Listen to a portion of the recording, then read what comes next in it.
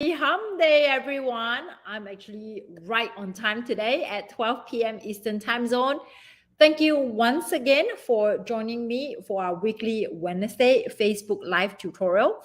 By now, many of you already know that I also go live inside my LinkedIn, YouTube, as well as Instagram every single Wednesday. Except for certain Wednesday, if I would not be able to do it, I drop a video. So thank you so much for joining me today. For those of you who joined me the very first time, my name is May Yo Silvers. I am the owner of M2 Hospitality, a multiple six-figure profit event planning company, where we help Fortune 500 companies to plan their in-person event, and also 6 to 8 figure coaches to strategize, plan, and execute their ticketed in-person event. I'm also the founder, event mentor, and coach for Events for Anyone, where we provide a mentorship program called the Unstoppable Eventrepreneur. Those of you who are on Instagram, you'll be able to see my shirt here. And we help event planners, designers, decorators to start and grow the event planning company into a multiple six-figure profit business, just like my own company. So today, we are talking about the part 3 of the 3-part series of planning a profitable ticketed in-person event. And I have White Olive Events joining me on Instagram, and I also have Angie on YouTube with me. And I see quite a few of you on Facebook as well. Make sure you click on the StreamYard link so I can see your name. Okay, if not, just type your name so I'll be able to address you instead of saying Facebook user. So, all right. For those of you who were not here with me for part 1 and part 2, you should go back and watch part 1 and part 2. Because part 1, we talk about the importance of defining an objective for your event and the 10 common mistakes made when planning a ticketed in-person event. Part 2, we talk about ticket pricing, ticket sales, and sponsorship sales. So if you miss any of these 2 parts, you can go to my YouTube, which is Mayo Silvers, Mayyeo Silvers, Silvers, to watch that. Or you can go to my website, which is mayosilvers.com, and you'll be able to listen to my podcast. You can get my podcast link from there, The Unstoppable Eventrepreneur, Eventrepreneur, The Unstoppable Eventrepreneur, which is my podcast. It's also there as well. Or if you're inside my Facebook group, you'll be able to watch it inside the guides tab on how to plan an event. So please go back and watch that, so you'll be able to understand the whole 3-part series. Hey Frida, thank you for joining me on Facebook. All right, so Endless Flare Events also join us as well on Instagram. Okay, so I'm going to start teaching right now because we have a lot to cover. So for the part 3 of the 3-part series of planning a profitable ticketed in-person event, we're going to talk about on-site management and and also post-event. Okay, on-site management and post-event management. So we're going to talk about what you should be doing when you're on-site, which is the day of your event. Okay, and then what you should be doing after the event, so we know whether did you do the right things, right? Did you do the right things for your ticketed in-person event that makes you money, or create a funnel that's going to make you money? So first and foremost, let's talk about this very simple thing. When you are preparing to be on site for your event, you always need to have a toolkit. The toolkit is what we call the survivor kit for the event in the event planning world. We always have this little box where we keep all the essential things that we will need when we are on site. What are the essential things? Scissors, rubber band, paper clip, label maker, extra blank name badges, pack extra pair of shoes because you'll be walking a lot and you want to walk around looking like the boss. So when you're doing your setup, you wear your sneakers. But on the actual day or the actual time of the event, you should be dressed up like how you want to present yourself and your brand. Okay, so extra pair of shoes, mint. You want to make sure that you have nice minty breath. Band-aid, very important. Many times, either you, your team, all your attendees, somebody will always get a boo-boo, especially if you're packing and unpacking, when you're cutting things, when you're using a box cutter, and also if you're walking a lot on those nice shoes, nice to look at, but not very comfortable, you get blisters. So you want to get Band-Aid as well. Pills for your headaches, okay? Sometimes even Pepto-Bismol, all right? Pills for your headache, because if you're not hydrating enough while you are in the mode, then you may most likely get headaches. So we want to get, but this pills is for yourself, okay? Don't start dispensing out to your attendees. And I mentioned just now, box cutters, safety pin, okay? Safety pin, you never know what is going to pop, either a seam or a button. You want to also have, let me see, masking tape, or those type of tape that we can tape boxes, or shipping tape, and also masking tape that we can tape down wire cords, okay? Electrical cords. We don't want to be a hazard. And sometimes we have to tape down carpets, especially if it's curling, and we don't want to have a trip hazard, okay? So you want that. Phone charger, very important. Laptop charger, very important. And extra power strip, okay? Extra power strip. You want to be able to get things like that.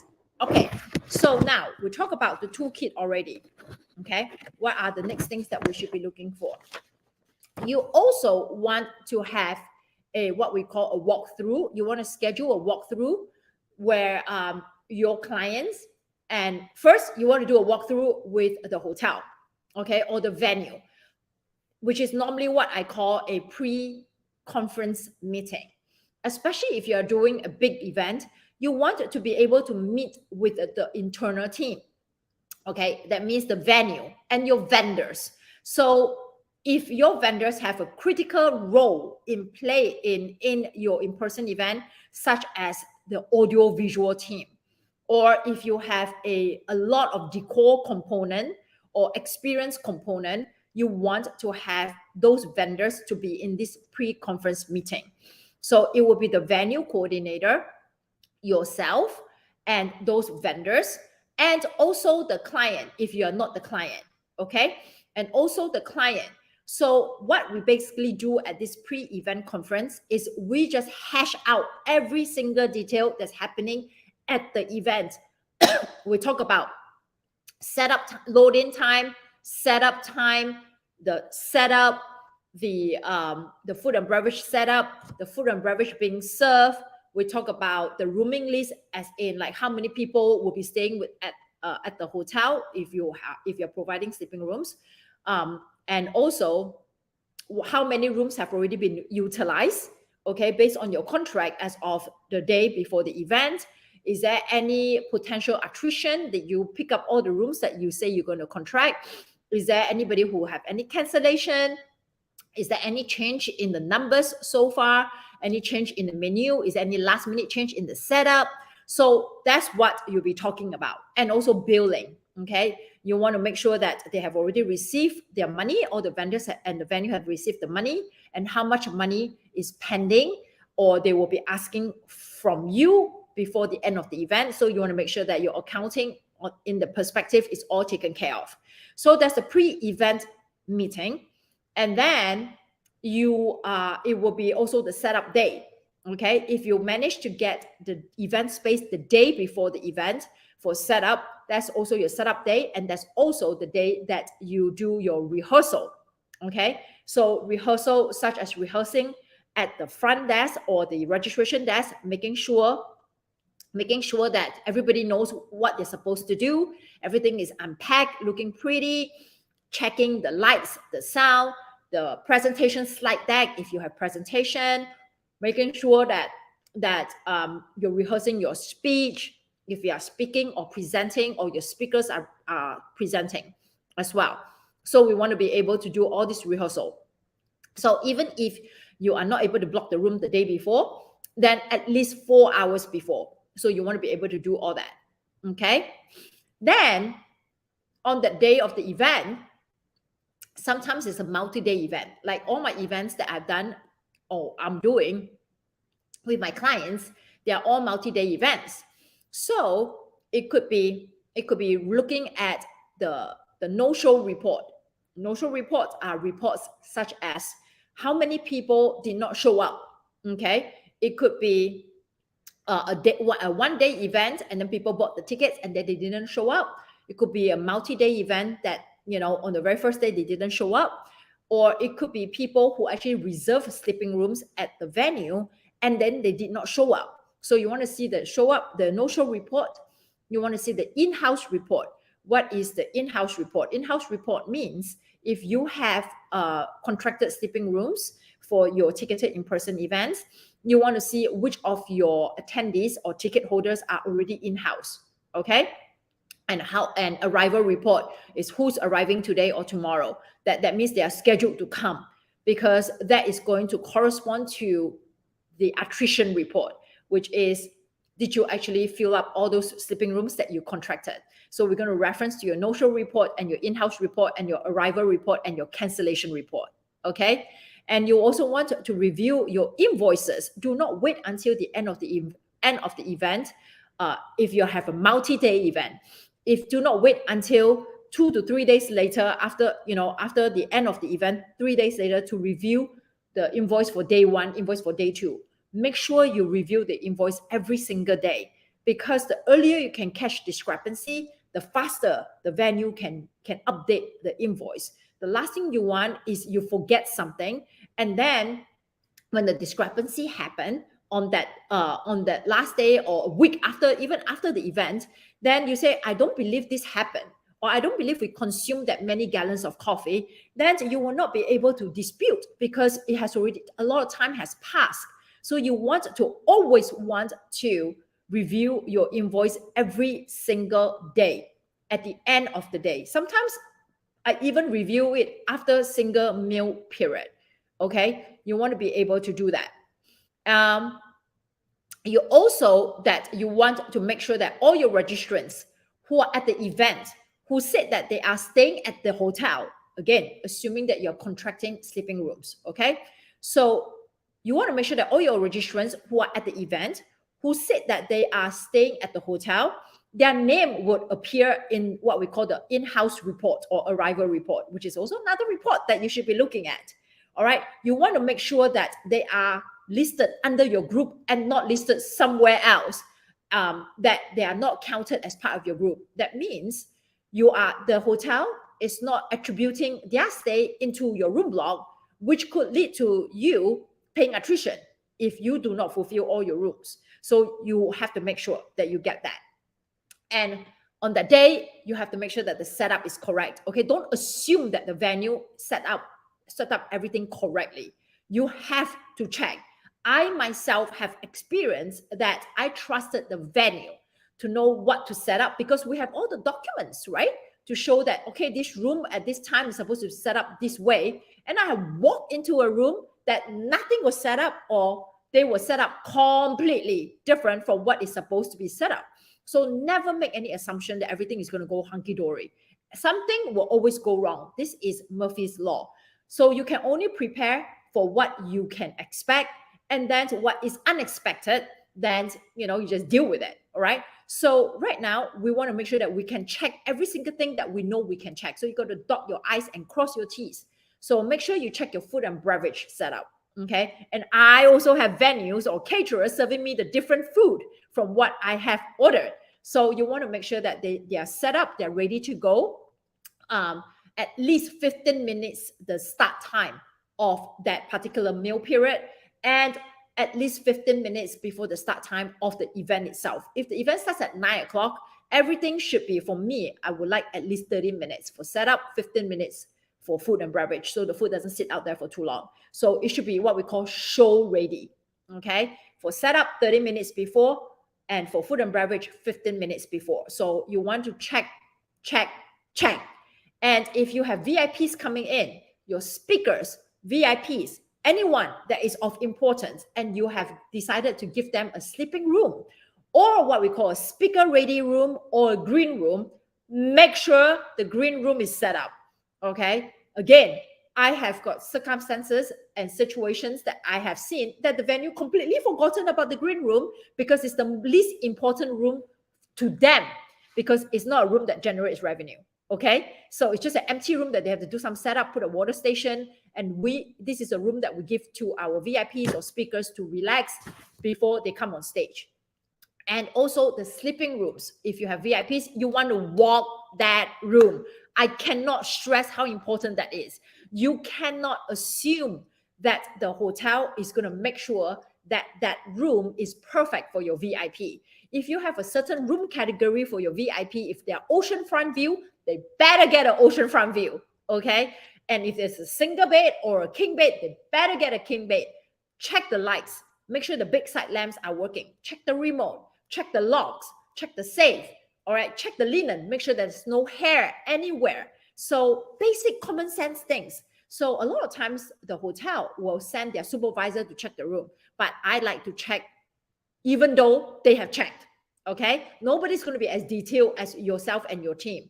Not to say that the hotel is going to slack on it, but these are the little things that you can avoid making errors. So we want to be able to check all that. Okay. Now, on the last day of the event, request for a post-conference with the venue and your vendors if they make a boo-boo. All right. So you want to request for a post-conference to give feedback to the venue and also review the estimated final invoice. All right. To check for discrepancy before the final billing is sent out. So what happens in my experience, many years of planning events, is something always happens. It could be the internet not working halfway through streaming. It could be we have a blackout. It could be the fire alarm going off when we have a keynote speaker. It could be a rat. And we actually have that, okay? A rat at an event, okay? Because it's an old historic building. It could be anything, all right? It could be a staff member acting inappropriately. It could be anything. So you want to have a post-conference meeting, and sometimes nothing happened, hallelujah, or nothing major happened. Everything went on well. And you still want to have a post-conference meeting because the venue will so appreciate you giving them your feedback, your attendees' feedback on their experience at the hotel, at the venue, so they can improve upon their service. And this is also a time that if something did go wrong, you don't want to wait until the last day of the event or to talk about this. When the situation happened, you want to immediately inform your venue coordinator so they are given the heads up that, hey, listen, we're going to talk about this at the end of the event. So they can prepare, also do their research to find out why it happened. And then if they have to give back some compensation, financial compensation, they have time to work that out. So don't wait until last minute to tell people things, okay? Especially when it's a problem. You want to immediately inform the appropriate people that something has happened when it happened. And then we can have a discussion at the end of that particular day or at the end of the event. Okay, so you want to have a post-conference meeting. And this is also a meeting, if everything has gone well, that I gave a lot of compliments to the venue, to the vendors, to the team members, my team members, my clients' team members, and also the hotel or the venue team members to let them know that they have done a great job. So you want to have that. Then at the event, at the end of the event, you want to be able to send out a survey to your guests at the event. Okay, if you plan to have the next in-person event, you want to be able to gather feedback. So you want to send out a survey, paper survey. Okay, that means you create the survey and you print it out. You want to be able to get that survey and give it to your guests on site. And when you give it to them, why do I say to let them do it on site? Because if you email it to them, they tend to forget and then they drag their feet and then they never do it. Therefore, you want to catch them when everything is still fresh. The experience is still fresh. The feeling is still fresh, okay? And they will be able to give you feedback on how they feel about the event, what they think has gone really well, and what are the areas of improvement, okay? You should also be ready to sell your tickets for your next in-person event on that day of your last day of your event. If you have a multi-day, you want to be able to sell early bird tickets already or super early bird tickets. This is the best opportunity to sell tickets for the next event because emotions are hyped up. Everybody is feeling it. Okay, and sales is a is all emotions related. You want them to catch them when the emotions are high. So you want to be able to already have uh, a venue in mind, not even a venue, even a city in mind, and also a price that you want to sell your tickets at.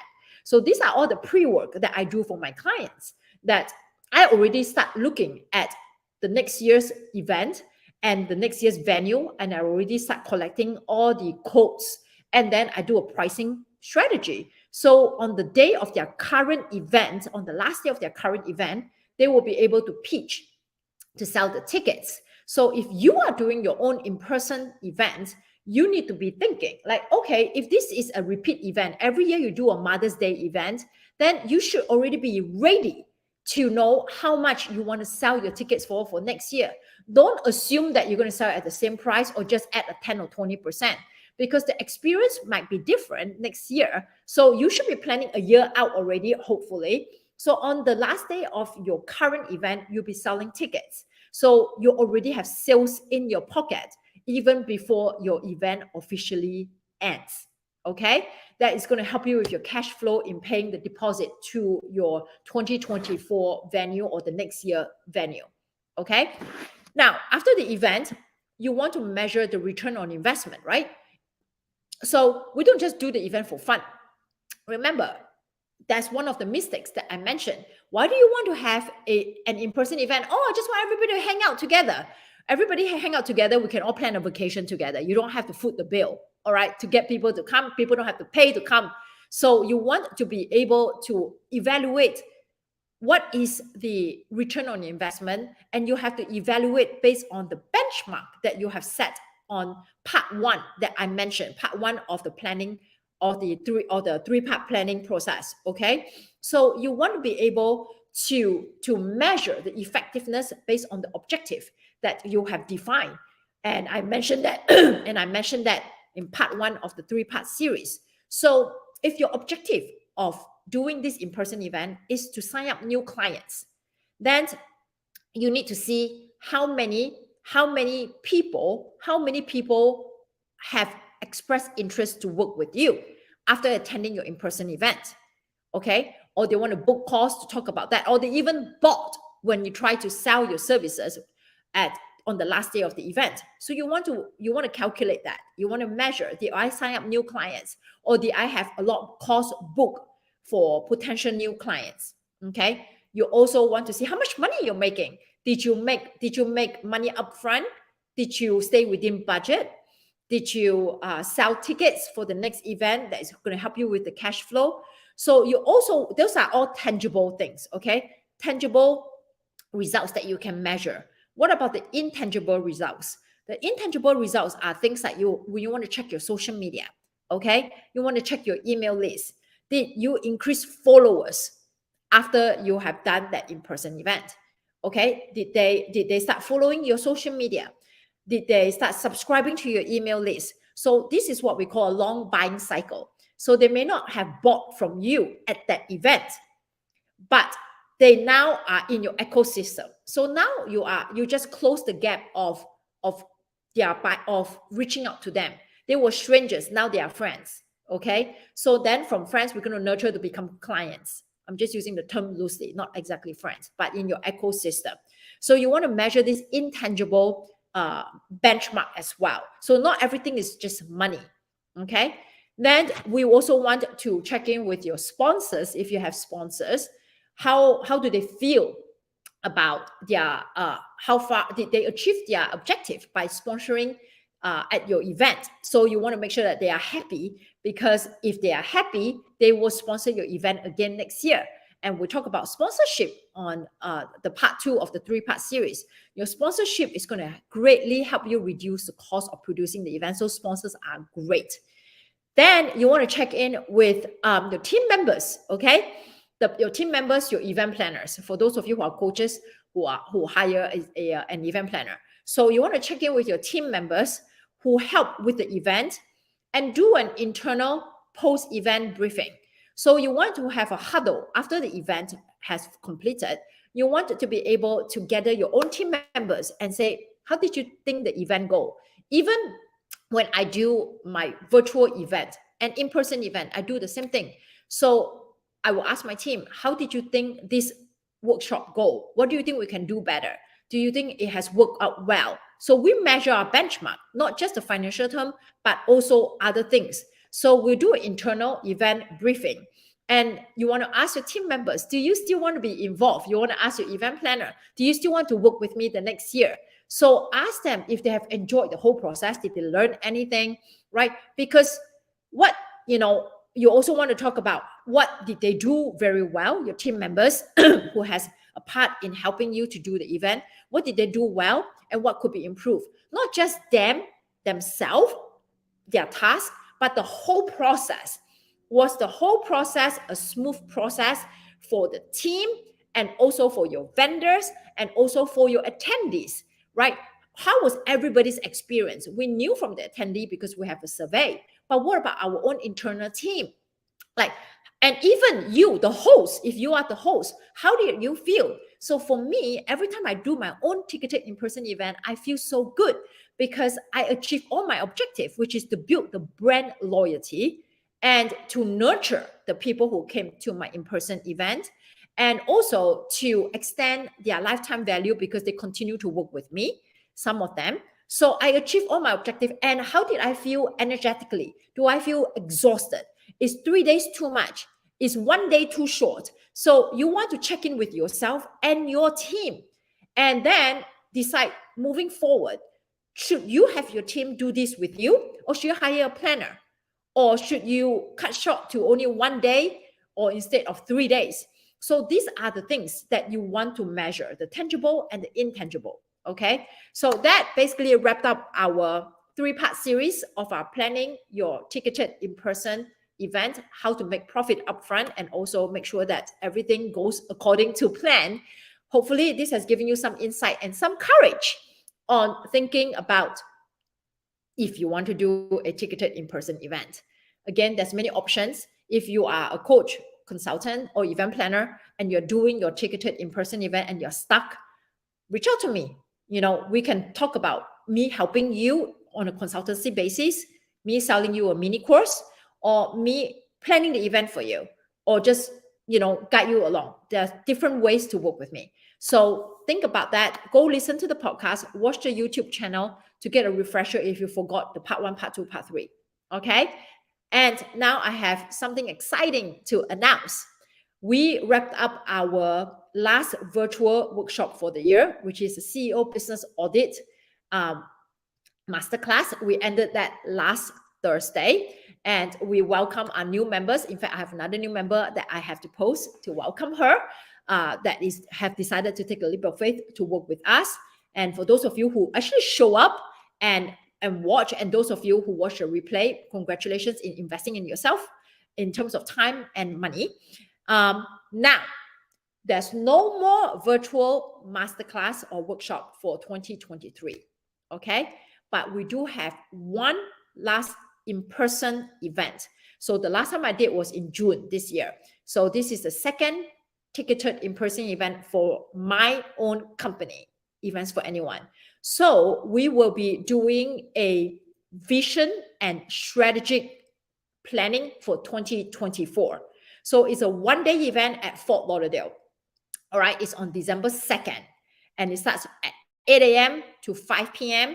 You will get a video recording, you will get a workbook, and you get a video recording, workbook, and you have breakfast and lunch and snacks being served if you're coming in person. If you want to join virtually, that's fine as well. What are we going to be covering? So we're going to be covering how to actually decide what will be your vision for 2024. When people say that this is my goal for 2024, this is my vision, I always question why this goal? Why this goal? So we have a blueprint to determine if you're actually selecting the correct goal that you should be thinking about. So we have a whole step process, okay? A whole process on that. So I'm going to teach you how to actually set a vision and set a vision that you can actually achieve, okay? So we're going to talk about how to a blueprint to set your vision. So you will have a vision set for 2024 when you come to this event. And I'm going to also go through the process of evaluating your current personal agenda and your work agenda or your business agenda. So basically, how do you use your day every single day? How do you spend your time every single day? And we're going to identify if how you're currently living and functioning, is it going to support your 2024 vision? If it's not, what needs to change? If it is, how can we pour more gasoline into it so that it can go faster? And I will also be teaching you the 8-step process. It's an 8-step process on the step-by-step on what you need to do, the strategy and the tactics, so you can achieve your 2024 goal. So that is what we'll be doing for our in-person event on December 2nd. We have an early bird sale right now. The virtual ticket is $97 and the in-person is $297. Okay. And it will expire, I believe, November 19th. So it's a Sunday, I think, November 19th. So it will expire that day. And then after that, the price will go up. So if this is what you want to do, either message your concierge or message me directly. And then I will be able to give you the payment link. In fact, I will drop it inside the chat so that you all can get the tickets if you want. So this is my end of the year in-person event is always impactful. So we get you ready for 2024. So thank you so much for giving me your time today. I look forward to speaking with you next Wednesday. We are going to be back to our regular topics. Look forward to speaking with you next Wednesday. I think next Wednesday, our topic is lead generation. It's going to be a 2-part series, if I remember correctly. I'm going to teach a 2-part series on lead generation, how to get leads. So you don't want to miss those 2 sessions. Okay. So next Wednesday and the following Wednesday. So I'll see you all next Wednesday at 12 p.m. Eastern Time Zone, same platforms. And for those of you who are inside my mentorship program, let's go into Zoom right now, where I will be talking about how do people buy, what influence their buying decision, and what can we do to expedite their buying decision. So I'll see you inside Zoom. Thank you, everybody. Have a great rest of your week. Bye.